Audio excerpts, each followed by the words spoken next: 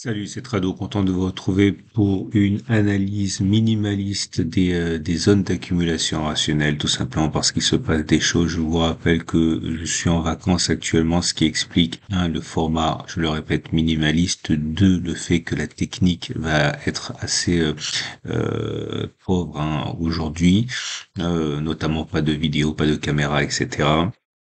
Je ne fais le point que sur les zones d'accumulation rationnelle. Je ne reviens pas sur les phases parce que, encore une fois, c'est pas ce qui est le plus important dans cette vidéo, on va dire, entre guillemets, d'urgence, parce qu'il se passe, je répète pour la troisième fois, des choses un peu particulières. Alors, les zones d'accumulation rationnelle sur les ETF de cœur de portefeuille pour les définitions et tout. Regardez les tutoriels en dessous. Je vais pas y revenir aujourd'hui. Donc, ceux qui veulent mettre en ETF de cœur de portefeuille, le fameux ETF World, je vais vous le retrouver. Il est là. Désolé, je bafouille un petit peu techniquement avec les moyens dont je dispose aujourd'hui. On n'est pas en zone d'accumulation rationnelle pour cet ETF monde 23 pays développés. La zone d'accumulation actuelle, c'est 547, 532 euros.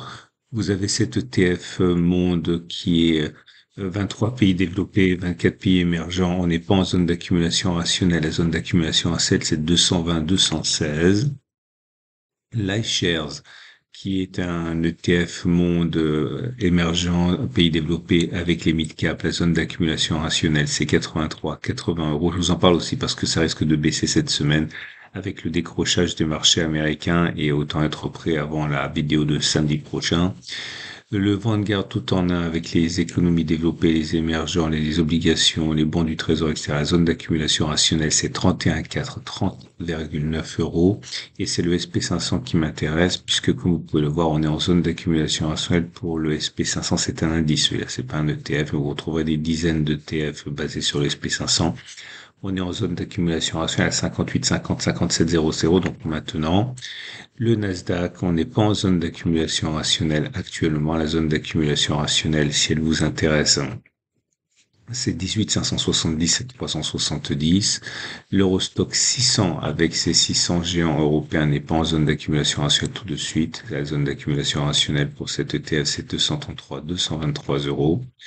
L'Eurostock 50 également n'est pas en zone d'accumulation rationnelle. La zone d'accumulation rationnelle, pour ceux qui voudraient mettre les 50 titans européens en PEA en zone d'accumulation rationnelle, c'est 174, 165 euros. Et le CAC 40, pour ceux qui voudraient mettre ça en zone, en sorte de portefeuille, on n'est pas en zone d'accumulation rationnelle, on l'a été, on l'est plus, c'est 7200, 6760 points.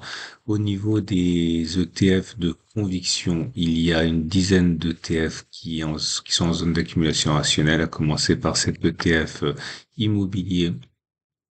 Si vous voulez mettre l'immobilier en ETF de conviction pour agrémenter, colorer, dynamiser, appelez ça comme vous voulez, votre portefeuille, eh bien, vous avez cet Amundi Europe immobilier en zone d'accumulation sur la 313, 286 euros. Je vous rappelle que vous retrouvez tous les contenus des ETF sur mon site avec les notices techniques.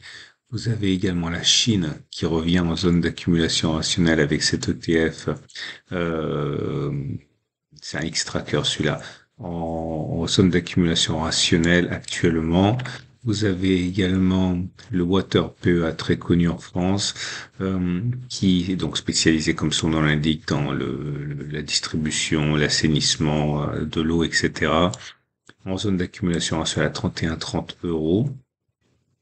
Que diriez-vous d'un petit peu de produits de base avec la nourriture, les boissons dans l'économie européenne en zone d'accumulation rationnelle actuellement à 88-85 euros?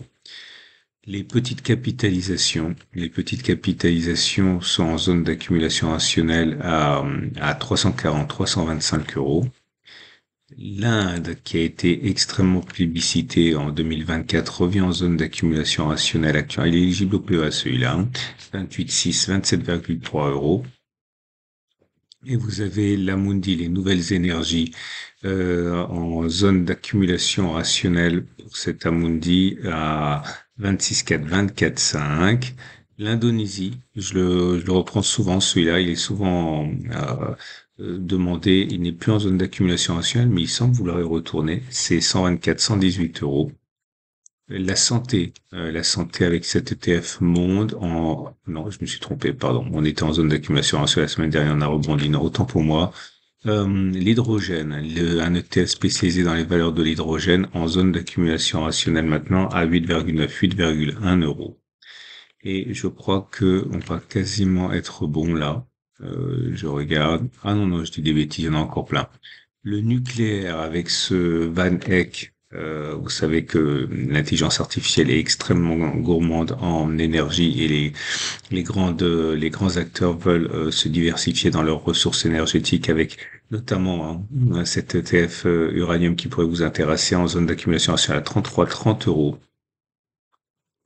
J'ai parlé des petites valeurs values. Alors, on y est, je vais y arriver. Voilà. Voilà. Donc, un ETF, petite capitalisation européenne, mais value, hein, pas croissance, en zone d'accumulation à 48,5, 47. Vous avez un ETF dividende, ceux qui s'intéressent à la distribution. Vous avez cet ETF qui est actuellement en zone d'accumulation à 24,2, 23,4. Un ETF produit de base européen, donc notamment les matières premières, etc., en zone d'accumulation rationnelle actuellement à 85,73 euros. Si vous voulez de l'immobilier, mais monde, pas européen, eh bien, vous avez celui-là. Ah non, pardon, c'est européen celui-là et pas monde. 4,30, 4,20 euros. Et on a fait le tour. Voilà, je terminerai avec une dernière annonce très importante. Ça y est, c'est fait. Vous l'avez réclamé, vous l'avez attendu. Mon partenaire Trade Republic vous propose maintenant enfin le PEA. Donc vous n'avez plus aucune excuse pour ne pas diversifier vos actifs en ETF, hein. Vous avez donc la meilleure collection, le meilleur catalogue d'ETF disponible avec mon partenaire Trade Republic et maintenant vous avez également le PEA. Je parlerai un petit peu plus tard quand je rentrerai de vacances ce que je pense du PEA. Mais en tout cas, pour ceux qui l'ont réclamé, vous avez un lien en dessous de la vidéo pour y accéder directement. Si vous cliquez dessus, naturellement, c'est bon pour moi parce que Trade Republic est un sponsor, non pas que je gagne de l'argent quand vous aurez un compte, mais bon, forcément, si vous cliquez sur le lien, ça veut dire que vous regardez ma vidéo, donc c'est bon pour moi. N'hésitez pas, je vous donne rendez-vous la semaine prochaine pour la mise à jour.